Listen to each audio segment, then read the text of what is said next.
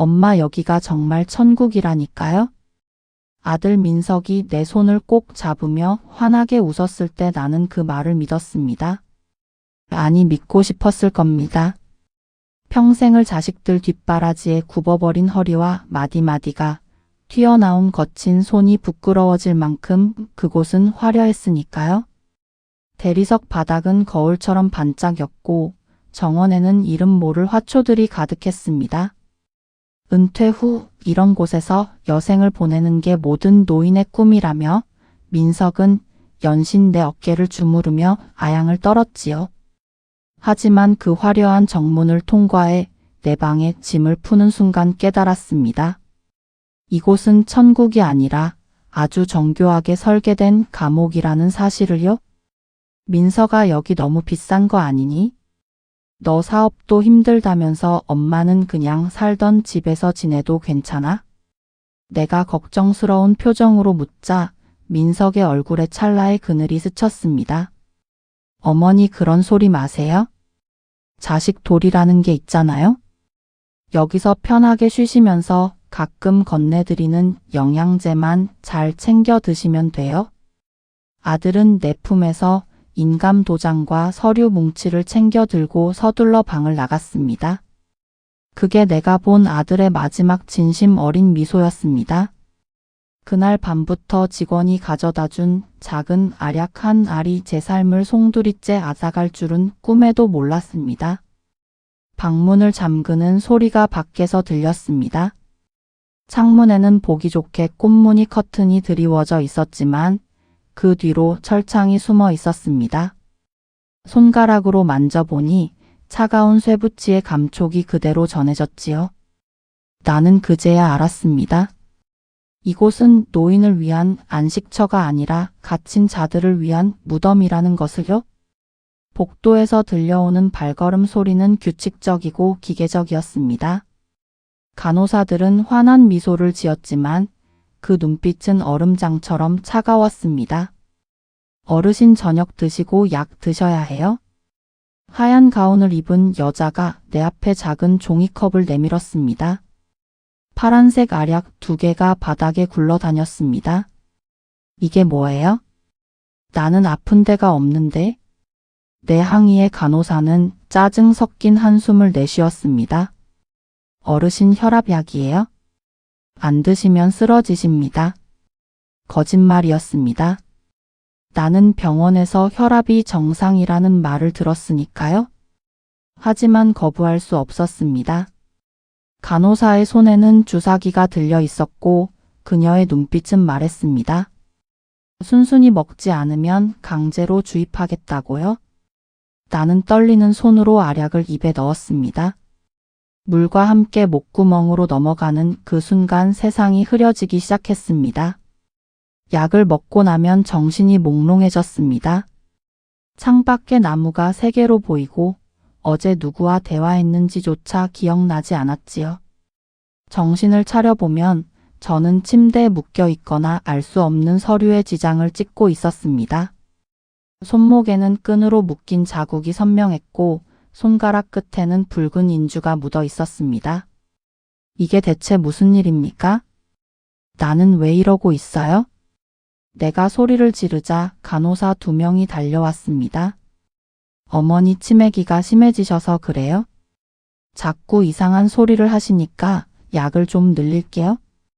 나를 내려다보는 간호사의 차가운 눈빛은 사람이 아니라 낡은 물건을 보는 듯 했습니다. 나는 치매가 아니라고 소리치고 싶었지만 혀는 굳어버려 그저 짐승 같은 신음만 새어 나왔습니다.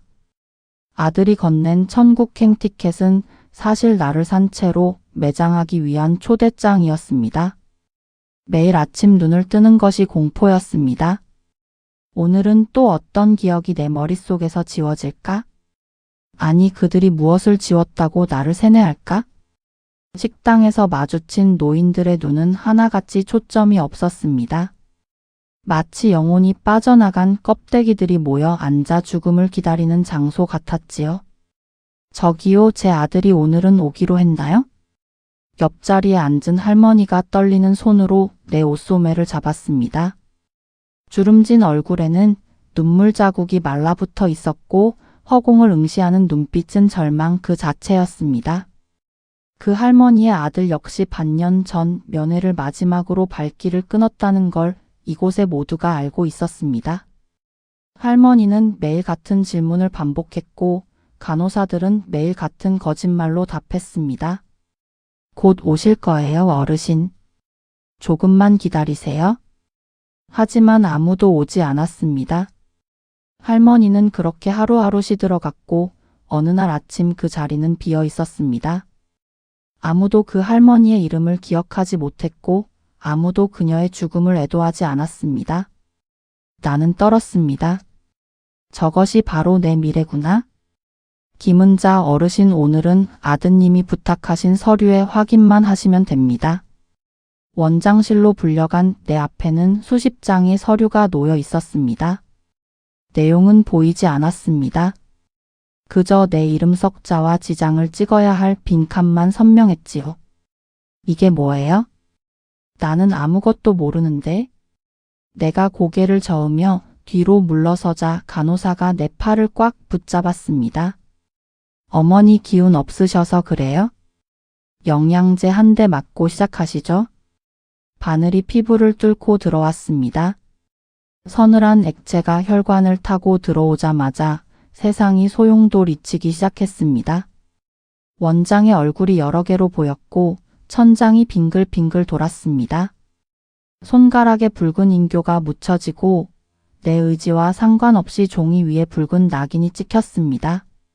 하나, 두 개, 세 개. 지장이 찍힐 때마다 내 인생이 한 조각씩 떨어져 나갔습니다. 그렇게 내 평생의 피땀이 서린 번화가의 상가 건물이 넘어갔고 내가 죽은 남편과 함께 일궈온 작은 과수원 부지도 아들의 손에 들어갔습니다. 정신이 들 때마다 가슴을 쳤지만 방 안에는 거울도 없었습니다. 벽에 머리를 짓지으며 울부짖어도 돌아오는 건 진정제라는 이름의 독약뿐이었지요. 민서가, 이 배은망덕한 놈아. 내가 너를 어떻게 키웠는데? 하지만 아들은 전화조차 받지 않았습니다. 원장은 내게 아들이 사업차 외국에 나갔다는 거짓말을 늘어놓으며 비릿한 웃음을 지었습니다. 나는 서서히 내가 누구인지조차 잊어가는 가짜 치매 환자가 되어가고 있었습니다. 밤이 되면 천장을 응시하며 생각했습니다. 이대로 죽는 것이 나을까? 아니면 여기서 벗어나 진실을 밝혀야 할까? 손톱으로 벽을 긁어대며 날짜를 세었습니다. 하나, 이틀, 사흘. 하지만 약 기운에 정신이 흐려지면 또다시 처음부터 세어야 했습니다. 나는 내가 언제 이곳에 들어왔는지조차 기억할 수 없었습니다. 어느 날 밤 약 기운이 평소보다 약하게 느껴졌습니다. 입안에 약을 숨겼다가 뱉어낸 덕분이었지요. 간호사가 확인하러 왔을 때 나는 이미 약을 삼킨 척 입을 크게 벌렸습니다. 혀 밑까지 들여다본 간호사는 만족한 듯 문을 잠그고 나갔습니다. 하지만 나는 화장실 변기에 알약을 뱉어냈습니다. 파란 알약이 물에 젖어 천천히 녹아내렸습니다. 몽롱한 정신을 다잡고 복도로 기어 나갔습니다. 모두가 잠든 시간이었지만 건물 깊숙한 곳에서 기괴한 소리가 들려왔습니다. 철창이 덜컹거리는 소리, 그리고 억눌린 비명. 나는 본능적으로 소리가 나는 지하실 계단으로 향했습니다. 낮에는 직원 외 출입금지라고 적힌 철문이 살짝 열려 있었습니다. 손잡이를 잡는 순간 손바닥에서 식은땀이 흘러내렸습니다. 하지만 나는 문을 열었습니다. 계단 아래에는 화려한 로비와는 전혀 다른 세상이 펼쳐져 있었습니다. 퀴퀴한 곰팡이 냄새와 소독약 냄새가 섞인 그곳에는 작은 방들이 다닥다닥 붙어 있었습니다. 형광등은 깜빡거렸고 벽에는 얼룩진 자국들이 선명했습니다. 그곳에 갇힌 노인들은 약으로도 통제가 안 되는 이들이었습니다. 아니, 정확히는 자식들에게 완전히 버림받아 죽어도 아무도 찾지 않을 이들이었지요. 살려줘, 제발 집에 보내줘. 창살 사이로 튀어나온 앙상한 손이 내 발목을 잡았습니다. 나는 소스라치게 놀라 뒤로 물러섰습니다. 방 안의 노인은 뼈만 앙상하게 남은 모습으로 바닥에 쓰러져 있었습니다. 입가에는 거품이 말라붙어 있었고 눈빛은 이미 포기한 사람의 것이었습니다. 저 사람이 무슨 죄를 지었기에? 내 속삭임에 답하듯 옆방에서 또 다른 신음이 들려왔습니다. 한 방 한 방 들여다볼 때마다 나는 절망에 빠져들었습니다. 이곳은 노인 요양시설이 아니라 산 사람을 가두는 무덤이었습니다. 그 순간 어둠 속에서 누군가의 목소리가 들렸습니다. 어르신 여기서 나가야 해요? 안 그러면 우리도 저 꼴이 됩니다. 돌아보니 주방에서 일하던 젊은 청년 지훈이었습니다. 그는 이곳의 실체를 알고 괴로워하던 유일한 사람이었습니다.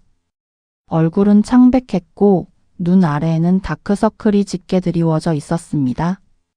지훈은 떨리는 목소리로 내게 진실을 말해주기 시작했습니다. 어르신 여기는 겉으로만 실버타운이에요. 실제로는 자식들이 부모를 버리고 재산을 가로채기 위해 이용하는 곳입니다. 원장이 병원이랑 짜고 가짜 진단서를 만들어서 멀쩡한 사람을 치매 환자로 만들어요. 그리고 약으로 정신을 흐리게 해서 재산을 다 빼앗는 거예요. 지하에 있는 사람들은 재산을 다 빼앗긴 후에도 살아남아서 증거가 될까봐 가둬둔 거예요. 내 심장이 멎는 것 같았습니다. 그럼 나도 곧 저렇게 되는 건가요? 지훈은 고개를 끄덕였습니다. 아드님이 원장에게 특별 보너스를 줬어요.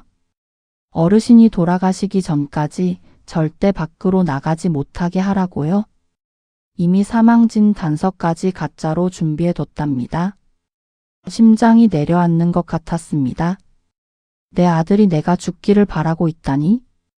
아니 이미 나를 죽은 사람 취급하고 있다니? 지훈은 내 손에 작은 녹음기를 쥐어주었습니다. 여기서 일어나는 일을 다 녹음하세요. 그게 어르신이 살 수 있는 유일한 방법입니다. 이거 들키면 지훈 씨는 어떡해요? 괜찮아요, 어르신. 저도 더는 못 보겠어요? 양심이 있는 사람이라면 이런 곳에서 일할 수 없어요? 청년의 눈에는 눈물이 맺혀 있었습니다. 나는 그날 밤 지하실의 비명을 가슴에 새기며 다짐했습니다. 이 지옥을 반드시 무너뜨리겠다고요? 그리고 살아서 이곳을 나가 내 아들을 직접 법정에 세우겠다고요? 그날 이후 나는 철저하게 미친 노인 연기를 하기 시작했습니다. 지훈이 전해준 대로 약을 혀 밑에 숨겼다가 화장실 변기에 버렸고 간호사가 올 때면 일부러 초점 없는 눈으로 허공을 응시했습니다. 밥을 먹을 때는 일부러 흘리고 바지에 실수를 하는 척도 했습니다. 간호사들은 역겨운 표정으로 나를 대했지만 의심하지는 않았습니다. 저 할망구 이제 완전히 끝났네. 복도에서 간호사들이 속삭이는 소리가 들렸습니다.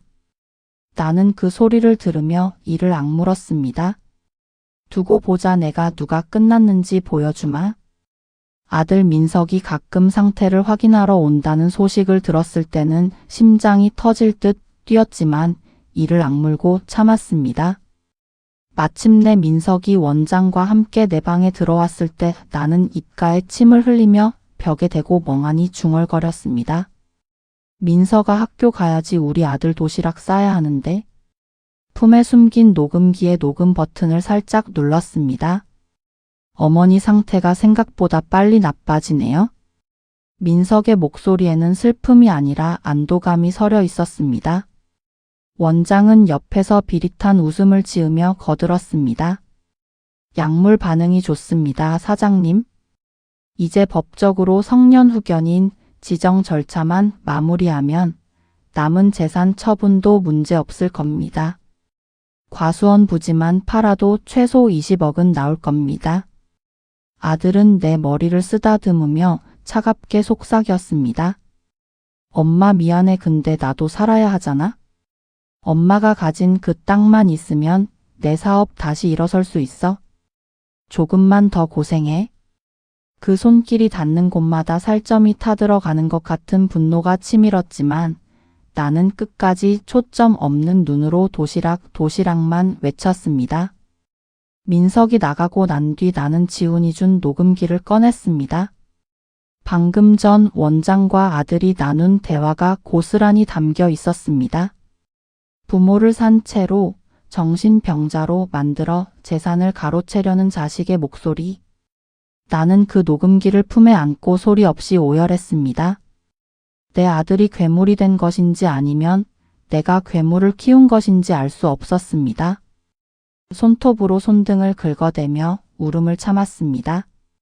하지만 한 가지 확실한 것은 이 녹음기가 내 목숨을 구원할 유일한 밧줄이라는 사실이었습니다. 나는 매일 밤 벽을 긁으며 그 밧줄을 놓지 않기 위해 정신을 바짝 차렸습니다. 낮에는 미친 노인으로 밤에는 복수를 계획하는 전사로 살았습니다. 그렇게 일주일이 지났습니다. 지훈은 매일 밤 몰래 방문해 외부 소식을 전해주었습니다. 어르신 이번 주 수요일 새벽에 식자재 트럭이 들어와요. 그때 뒷문이 잠깐 열립니다. 그 틈을 노려야 해요. 나는 고개를 끄덕였습니다. 하지만 문제가 있었습니다. 나 혼자만 빠져나갈 수는 없었습니다. 지하실에 갇힌 사람들을 그냥 두고 갈 수는 없었으니까요. 지훈 씨 지하실 사람들도 함께 나가야 해요. 지훈은 난감한 표정을 지었습니다. 그러면 원장이 바로 눈치챌 거예요? 알아요. 하지만 그 사람들을 두고 갈 수는 없어요. 나도 곧 저렇게 될 뻔했잖아요. 청년은 한참을 고민하더니 고개를 끄덕였습니다. 알겠습니다. 제가 지하실 열쇠를 복사해 올게요. 하지만 어르신 경비원들이 문제예요. 나는 옆방 영식 할아버지를 떠올렸습니다. 제가 방법을 찾아볼게요. 실버타운의 밤은 낮보다 길었습니다. 약기운에서 깨어난 노인들이 하나둘 기어 나와 복도에서 마주칠 때면 우리는 서로의 눈을 보고 직감했습니다. 이 사람도 제정신이구나. 나는 옆방에 사는 영식 할아버지를 포섭했습니다. 전직 공무원이었던 그는 아들이 보증을 잘못 서는 바람에 전 재산을 실버타운에 맡기고 이곳에 갇히다시피 온 분이었습니다. 영식 씨, 우리 여기서 나가야 해요? 내 속삭임에 할아버지는 겁에 질린 눈으로 고개를 저었습니다. 은자 씨, 여기 원장이 경찰이랑도 한 통속이라는데 어딜까요? 나는 품에서 녹음기를 꺼내 보여주었습니다. 이게 있어요. 이 안에 그들의 범죄가 다 담겨 있어요. 우리가 나가서 이걸 언론에 공개하면 끝이에요. 하지만 나는 포기하지 않았습니다.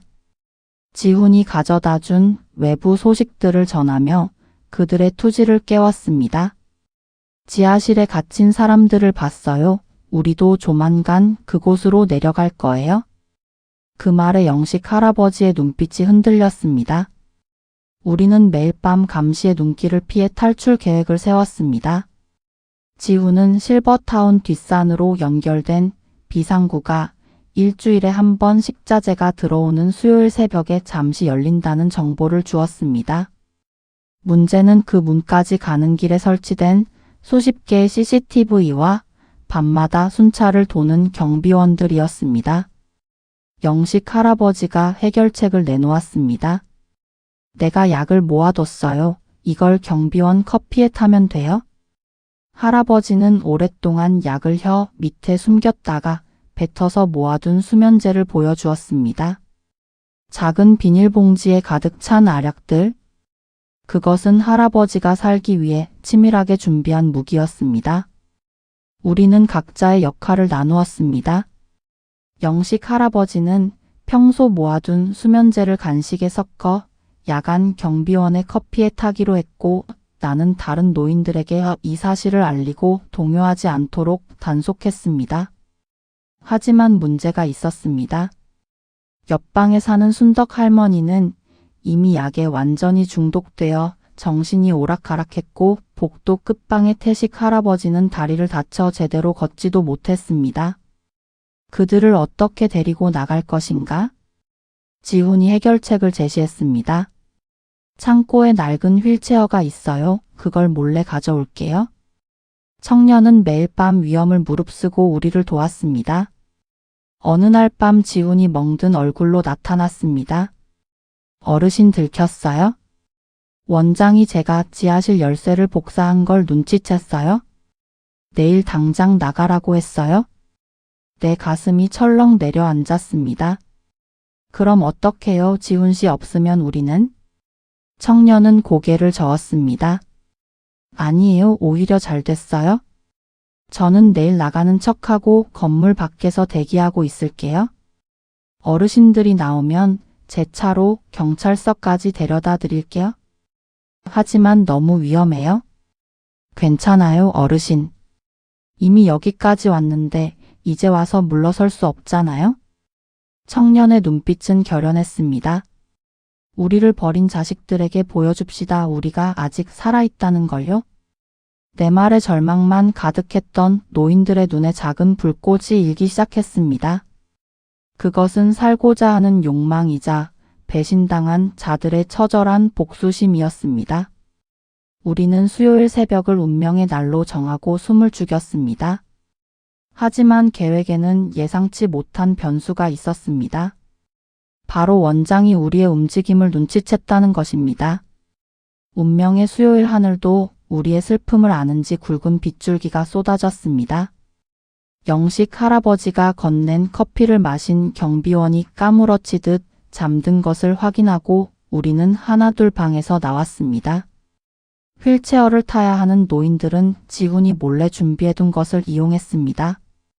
복도는 쥐죽은 듯 조용했고 간간히 들리는 빗소리만이 우리의 심장 소리를 가렸습니다.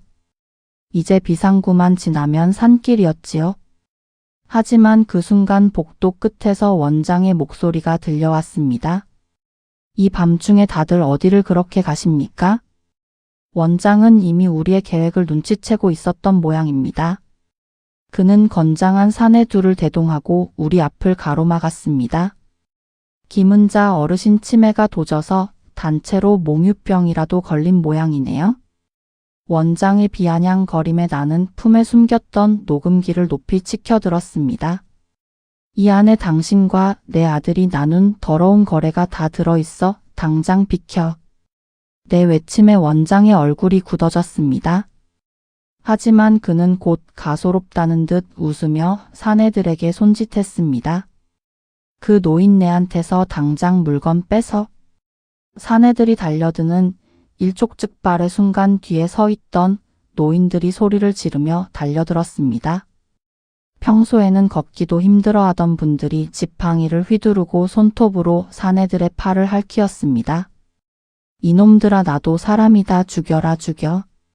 아비규환의 현장에서 영식 할아버지가 내 어깨를 밀었습니다. 은자 씨, 지금이에요. 빨리 튀세요. 나는 뒤를 돌아보지 않고 비상구로 달렸습니다. 등 뒤에서 원장의 고함과 노인들의 비명이 섞여 들려왔지만 나는 흙탕물을 뒤집었으며 산길을 달리고 또 달렸습니다. 발톱이 빠지고 살이 찢겨나가는 고통보다 다시 그 감옥으로 끌려갈지 모른다는 공포가 더 컸습니다. 빗속을 헤매며 산을 내려가는 동안 나는 계속 뒤를 돌아보았습니다. 영식 할아버지와 다른 노인들은 어떻게 됐을까? 그들은 나를 도와주다가 더 큰 고통을 당하는 건 아닐까? 하지만 멈출 수 없었습니다. 내가 살아야 그들도 구할 수 있으니까요. 새벽의 차가운 빗줄기는 살을 애는 듯 했지만 나는 멈출 수 없었습니다. 진흙탕에 구르고 나뭇뿌리에 걸려 넘어져도 손에 쥐린 녹음기만은 품속 깊이 밀어 넣었습니다. 산 아래 불빛이 보이는 파출소에 닿았을 때 내 몰골은 사람이 아니었습니다. 찢어진 환자복과 피떡이 된 발을 본 경찰관들이 혼비백산하여 달려왔지요. 치매 할머니가 탈출한 모양이다 라며 나를 부축하는 그들에게 나는 온 힘을 다해 소리쳤습니다. 나는 미치지 않았어. 내 아들이 나를 가뒀단 말이야. 경찰서 차가운 의자에 앉아 지훈이 준 녹음기를 재생했을 때 그 공간은 찬물을 끼얹은 듯 정적이 흘렀습니다. 내 아들 민석의 목소리가 흘러나왔지요. 원장님, 이제 곧 상가 처분할 거니까 어머니는 약 좀 세게 써서 아무 말도 못하게 해주세요. 경찰관들의 안색이 창백해졌고 나는 그 자리에서 정신을 잃고 말았습니다. 눈을 떴을 때는 병실이었습니다. 그리고 그곳에는 수갑을 찬 채 고개를 푹 숙인 아들 민석이 앉아 있었습니다. 나를 보자마자 민석은 바닥에 엎드려 통곡했습니다. 엄마, 내가 잘못했어. 사업이 너무 급해서 잠깐 마귀가 씌었나 봐. 그 비굴한 울음소리를 듣는 순간 가슴 속에서 무언가 툭 하고 끊어지는 소리가 났습니다. 내가 저 소리를 듣기 위해 그 고통을 견뎠던가? 민석아, 너는 내 아들이 아니라 내 재산을 파먹는 구더기였구나. 내 차가운 말에 민석은 내 바짓가랑이를 붙잡고 매달렸습니다. 엄마, 한 번만 선처해줘. 나 감옥 가면 우리 애들은 어떡해? 손주들의 이름을 들먹이는 그 파렴치함에 나는 실소를 터뜨렸습니다. 지아 생일 파티에도 못 가게 나를 가둔 건 너였어. 내 자식이 소중하면 내 어미도 소중했어야지. 나는 아들의 손을 거칠게 뿌리치고 경찰을 불렀습니다. 경찰관님, 이 사람 데리고 나가주세요. 다신 내 앞에 얼씬거리지 못하게 해주세요. 민석은 끌려가면서도 계속 소리쳤습니다. 엄마, 제발 한 번만 용서해줘. 하지만 나는 고개조차 돌리지 않았습니다. 그날 이후 경찰의 전면 수사가 시작되었습니다. 내가 제출한 증거와 지훈의 결정적인 내부 고발로 실버타운에 대한 압수수색이 이루어졌습니다. 그 화려한 대리석 건물 아래 숨겨진 지하실의 실체가 세상에 드러났을 때 온 세상이 발칵 뒤집혔지요. 약물 오남용 노인 학대 그리고 자식들과 결탁한 재산 탈취 사건은 현대판 고려장 사건으로 불리며 연일 뉴스에 오르내렸습니다. 원장은 도주하려다 공항에서 붙잡혔고 그와 공모한 의사와 간호사들도 줄줄이 포승줄에 묶였습니다. 나는 몸이 회복되자마자 경찰과 함께 다시 그곳을 찾았습니다. 굳게 닫혔던 정문이 열리고 경찰의 부축을 받으며 나오는 노인들의 모습이 보였습니다. 빛을 본 노인들은 눈이 부신 듯 손으로 얼굴을 가리며 눈물을 흘렸지요. 나를 탈출시키기 위해 몸을 던졌던 영식 할아버지와 마주쳤을 때 우리는 서로를 붙잡고 한참을 울었습니다. 은자씨, 정말 고마워요. 당신 덕분에 사람이 사는 세상으로 돌아왔어. 할아버지의 마른 손이 내 손등 위에 겹쳐졌습니다. 실버타운 사무실 금고에서는 주인을 잃은 인감도장과 통장들이 무더기로 쏟아져 나왔습니다. 자식들이 부모를 버리며 건넨 돈들이 원장의 배를 채우는 동안 부모들은 지하실에서 썩어가는 빵을 씹으며 죽음을 기다렸던 것입니다. 나는 그곳의 화려한 간판이 철거되는 것을 끝까지 지켜보았습니다. 내 집을 팔아 아들에게 준 돈은 이미 허공으로 사라졌지만 상관없었습니다. 이제 더 이상 약 기운에 취해 내가 누구인지 잊어버리는 공포는 겪지 않아도 되니까요. 지하실에서 구출된 노인들 중 일부는 이미 회복 불가능한 상태였습니다. 약물 과다 투여로 뇌가 손상되어 정말로 치매 환자가 되어버린 분들도 있었습니다. 그분들을 보며 나는 깨달았습니다. 내가 며칠만 늦었어도 저 꼴이 되었을 거라는 것을요.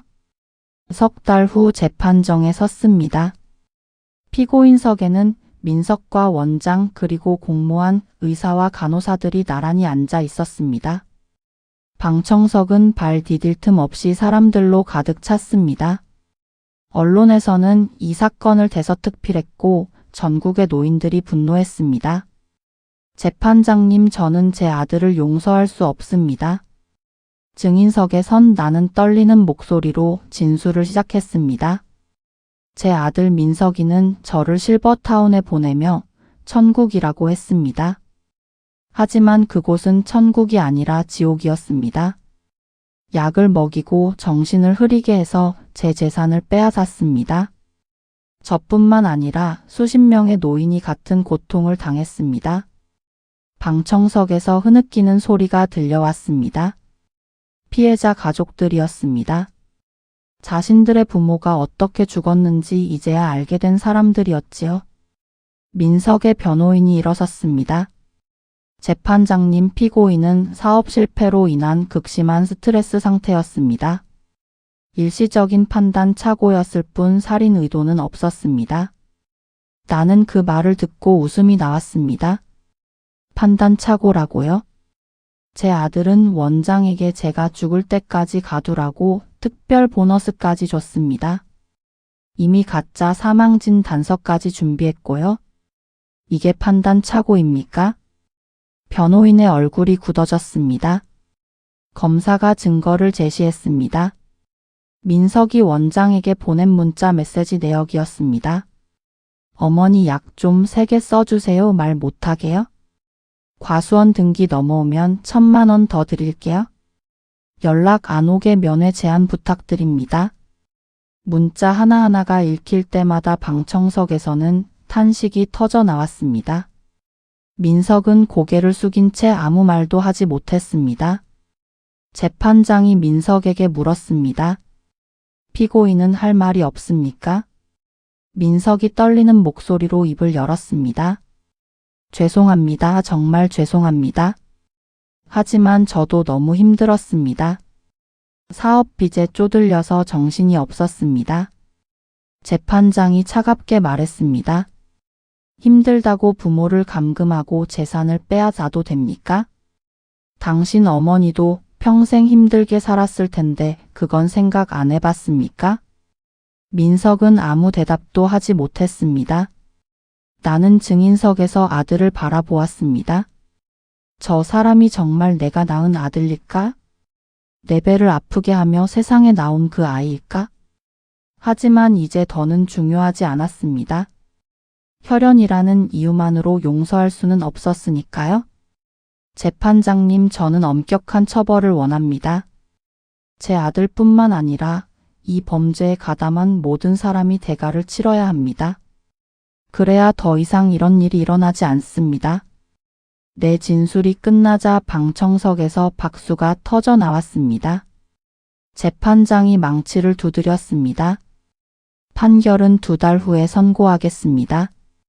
재판이 끝나고 복도로 나오자 기자들이 몰려들었습니다. 어머님, 아드님을 용서하실 생각은 없으신가요? 용서는 뉘우침이 있을 때 하는 겁니다. 제 아들은 아직도 자기가 왜 잘못했는지 모르는 것 같더군요. 또 다른 기자가 물었습니다. 재산을 모두 잃으셨는데 앞으로 어떻게 사실 겁니까? 나는 잠시 생각하다가 대답했습니다. 재산보다 소중한 게 있다는 걸 이제야 알았습니다. 제 정신과 제 자유입니다. 그것만 있으면 어디서든 살 수 있습니다. 2달 후 선고 공판이 열렸습니다.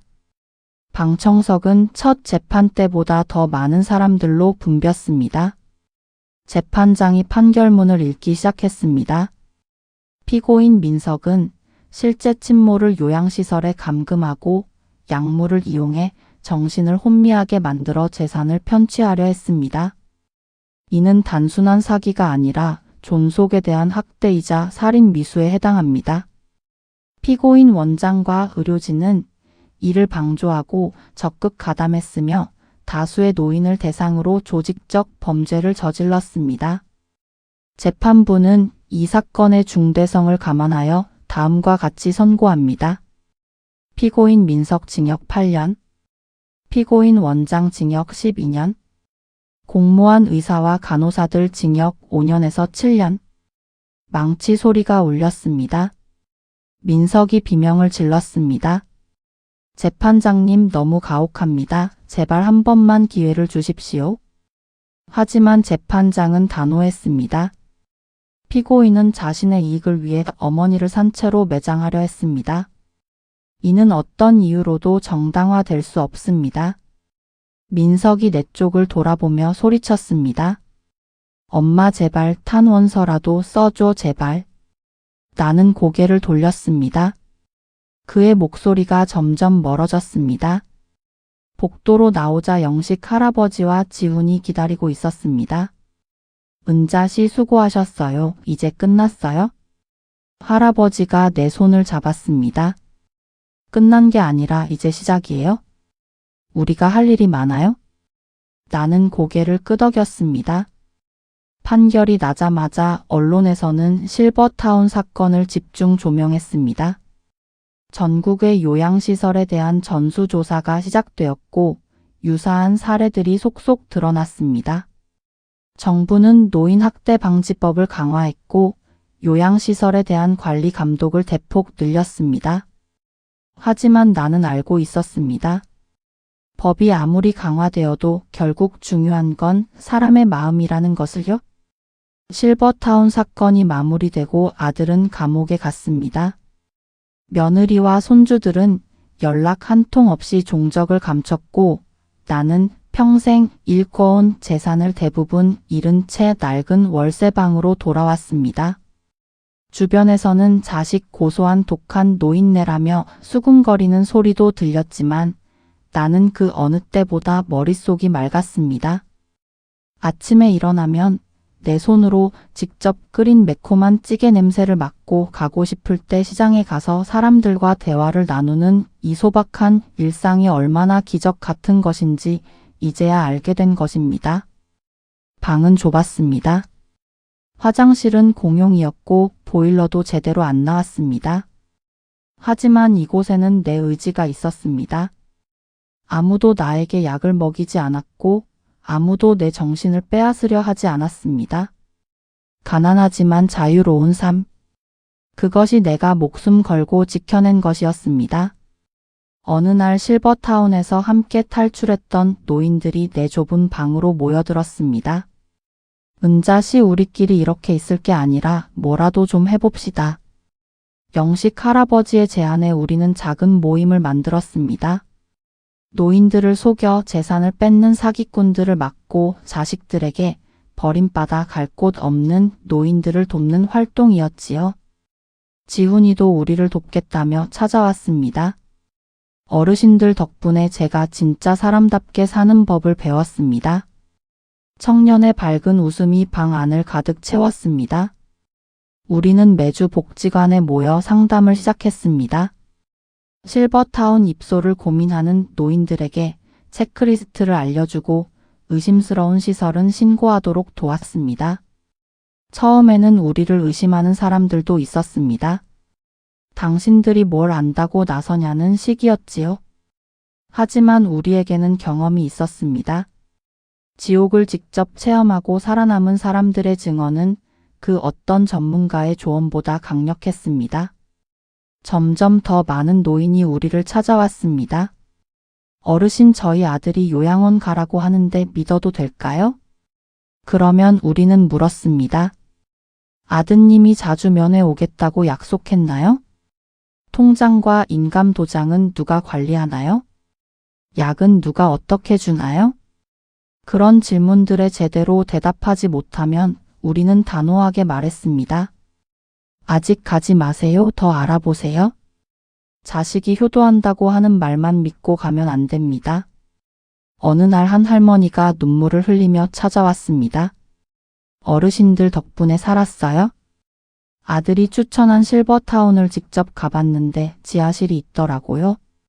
그곳에서 일하던 사람한테 물어보니까 정말로 이상한 곳이었어요. 할머니는 우리 손을 꼭 잡았습니다. 또 한 명을 구했다는 사실에 우리는 뿌듯했습니다. 하지만 동시에 슬펐습니다. 아직도 이런 일이 계속되고 있다는 사실이요? 어느 날 민석에게서 편지가 왔습니다. 교도소 소인이 찍힌 편지를 받아들고 한참을 망설였습니다. 읽어야 할까 말아야 할까? 결국 나는 편지를 뜯었습니다. 어머니, 저는 매일 후회하며 살고 있습니다. 제가 얼마나 큰 죄를 지었는지 이곳에 와서야 깨달았습니다. 어머니를 그렇게 대한 게 꿈만 같습니다. 제발 한 번만 면회 와주세요. 어머니 얼굴을 보고 직접 사죄하고 싶습니다. 편지를 읽고 나는 한참을 멍하니 앉아 있었습니다. 용서해야 할까? 혈육이니까 한 번쯤은 기회를 줘야 할까? 하지만 곧 고개를 저었습니다. 민석이 후회하는 건 자신이 저지른 죄 때문이 아니라 그로 인해 감옥에 갇힌 자신의 처지 때문일 것입니다. 진정으로 뉘우쳤다면 재판정에서 진실을 고백했어야 했습니다. 변명하지 말고 자신의 죄를 인정했어야 했지요. 나는 편지를 접어서 서랍 깊숙이 넣었습니다. 그리고 다시는 꺼내보지 않았습니다. 며칠 후 또 편지가 왔고 그 다음 주에도 왔습니다. 하지만 나는 더 이상 뜯어보지 않았습니다. 읽지 않은 편지들이 쌓여갔습니다. 영식 할아버지가 물었습니다. 은자 씨 아드님 면회는 안 가요? 나는 고개를 저었습니다. 갈 필요 없어요 할 말도 없고요.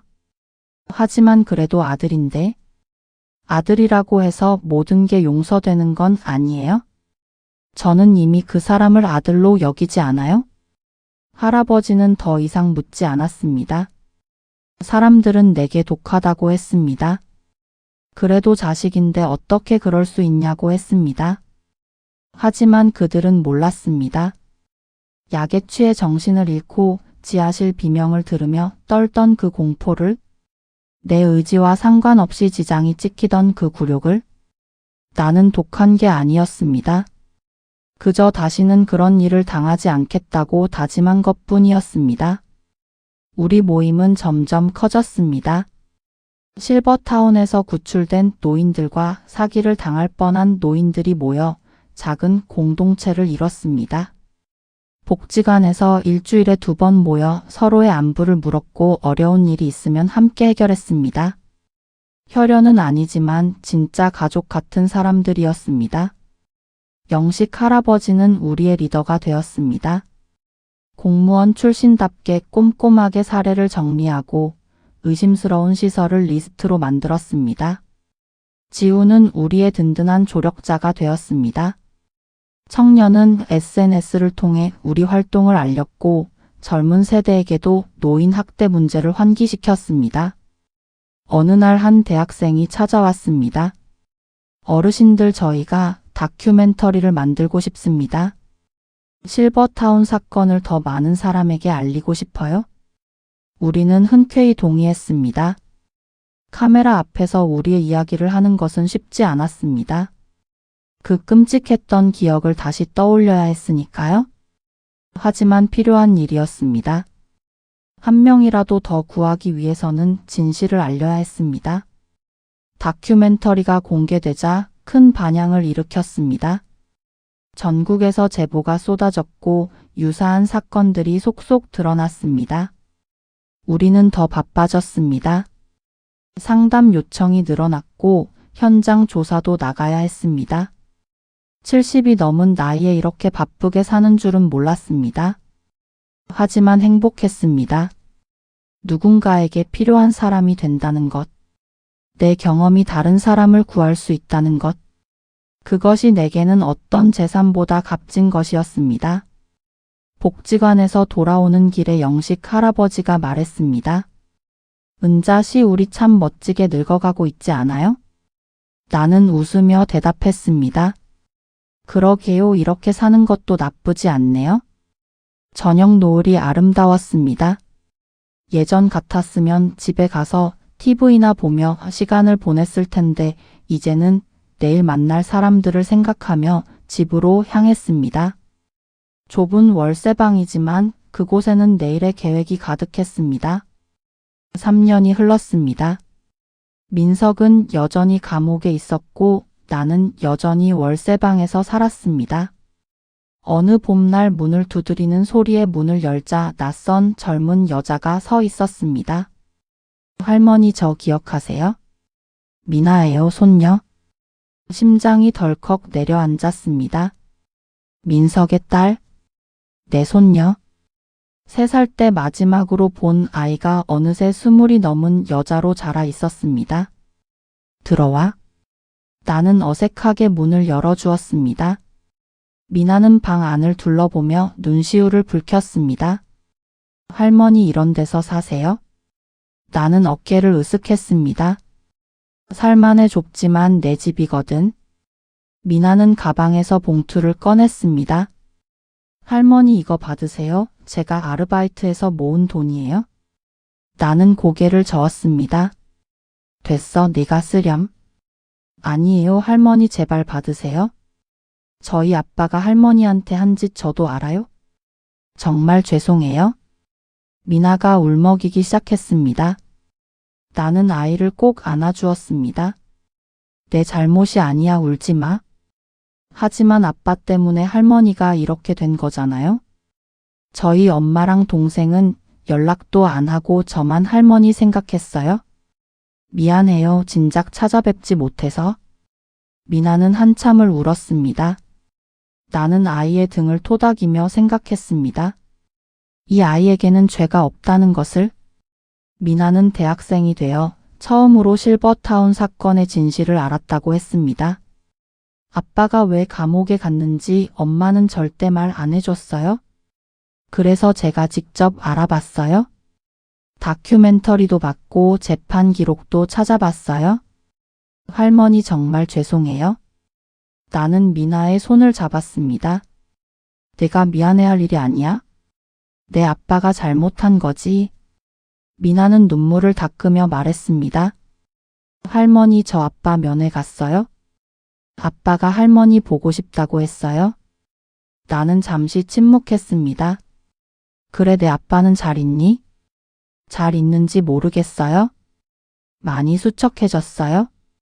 할머니한테 용서받고 싶다고 매일 그러는데. 용서는 아직 이르다. 나는 단호하게 말했습니다. 내 아빠는 아직 자기가 뭘 잘못했는지 제대로 모르는 것 같아. 하지만 미나야 너는 달라. 너는 잘못을 인정하고 찾아왔잖아. 그것만으로도 충분해. 미나는 다시 울음을 터뜨렸습니다. 우리는 오랫동안 이야기를 나눴습니다. 미나는 복지학과에 다니고 있었고 노인 문제에 관심이 많다고 했습니다. 할머니 경험을 듣고 공부하고 싶어요? 나중에 할머니처럼 노인들을 돕고 싶어요? 나는 아이의 손을 꼭 잡았습니다. 그래 좋은 일이다. 미나가 돌아간 후 나는 한참을 창밖을 바라보았습니다. 손녀가 찾아온 것은 예상치 못한 일이었습니다. 하지만 나쁘지 않았습니다. 아이는 아비의 죄를 짊어지고 살아가는 것 같았습니다. 그 모습이 안쓰러웠습니다. 하지만 동시에 희망도 보였습니다. 미나 같은 아이들이 있다면 세상은 조금씩 나아질 것입니다. 5년이 흘렀습니다. 민석의 형기가 끝나간다는 소식을 들었습니다. 출소를 앞두고 민석은 면회 신청을 했습니다. 교도소에서 온 통지서를 받아들고 나는 고민했습니다. 가야 할까 말아야 할까? 영식 할아버지에게 물었습니다. 어떻게 해야 할까요? 할아버지는 한참을 생각하더니 말했습니다. 그건 은자 씨가 결정할 일이에요. 하지만 제 생각에는 한 번쯤 만나보는 것도 나쁘지 않을 것 같아요.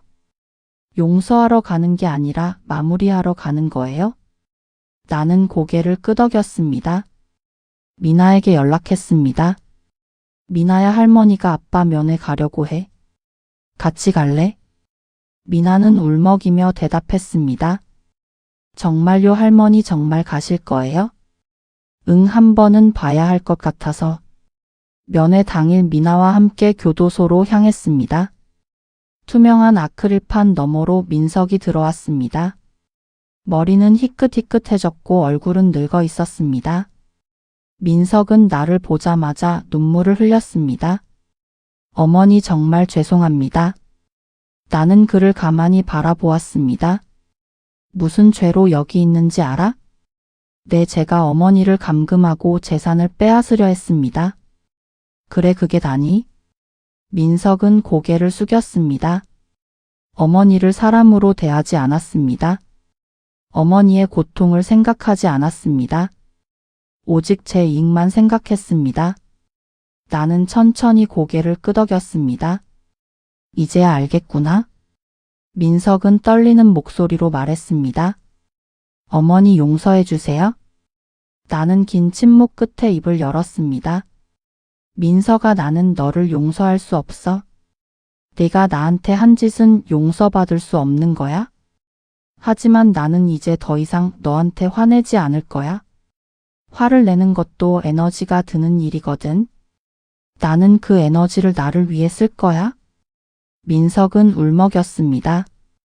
그럼 저는 어떻게 해야 해요? 내 인생을 살아 내 죄를 기억하면서.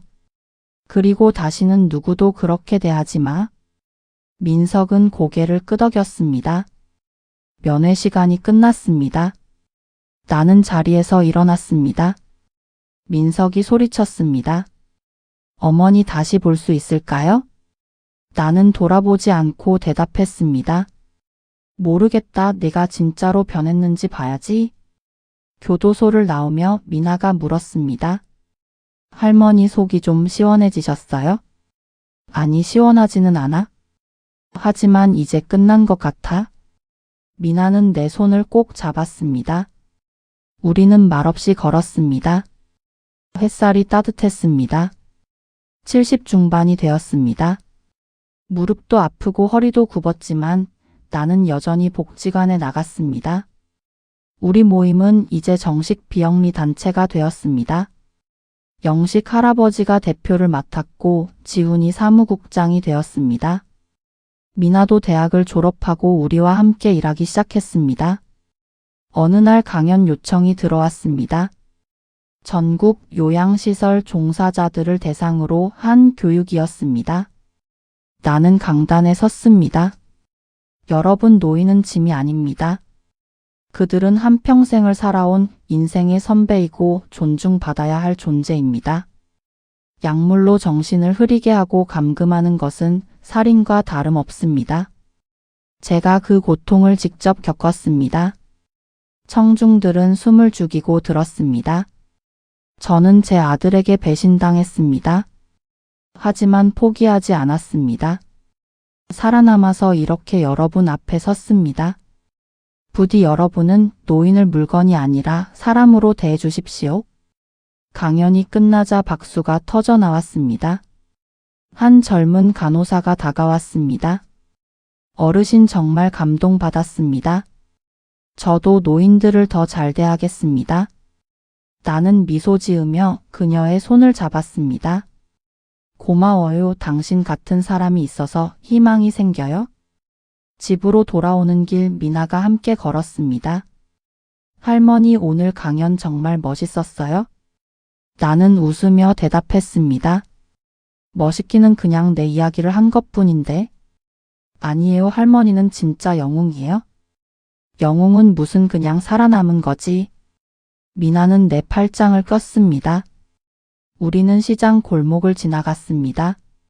저녁 찬거리를 사며 상인과 실랑이를 벌이는 내 모습을 미나는 웃으며 지켜보았습니다. 월세방 앞에 도착했을 때 미나가 물었습니다. 할머니 행복하세요? 나는 잠시 생각하다가 대답했습니다. 응, 행복해. 재산도 없고 자식도 없지만 나는 자유로워. 내 정신은 내가 지키고 내 선택은 내가 해. 그게 가장 큰 행복이야. 미나는 눈물을 글썽였습니다. 할머니 사랑해요. 나도 사랑한다, 우리 미나. 미나가 돌아간 후 나는 창가에 앉았습니다. 해가 지고 있었습니다. 노을이 유난히 붉었습니다. 아들 민석이 출소했다는 소식을 들었습니다. 하지만 연락은 없었습니다. 아마 평생 연락하지 않을지도 모릅니다. 그래도 괜찮았습니다. 나는 이미 새로운 가족을 찾았으니까요. 영식 할아버지와 지훈 그리고 미나? 혈연은 아니지만 진심으로 나를 아끼는 사람들. 그들이 있어서 나는 외롭지 않았습니다. 거울을 보며 하얗게 센 머리를 빗었습니다. 주름진 얼굴이지만 눈빛만은 또렷했습니다. 약에 취해 초점 잃던 그 눈이 아니었습니다. 나는 내가 누구인지 알았습니다. 김은자, 75살. 실버타운 생존자이자 노인 인권 운동가. 그리고 무엇보다 나 자신의 주인. 내일 아침이 기다려졌습니다. 복지관에서 새로운 사람들을 만날 것입니다. 또 누군가를 도울 수 있을 것입니다. 그것이 내가 살아가는 이유였습니다. 빗속을 뚫고 탈출하던 그날 밤, 나는 단 하나를 원했습니다. 자유. 그리고 지금 나는 그 자유 속에 살고 있습니다. 가난하지만 자유롭고 외롭지만 당당한 삶. 이것이 내가 목숨 걸고 쟁취한 나의 인생입니다. 창밖으로 별이 뜨기 시작했습니다. 나는 작은 화분에 물을 주었습니다. 지훈이 선물한 화분에는 작은 꽃이 피어 있었습니다.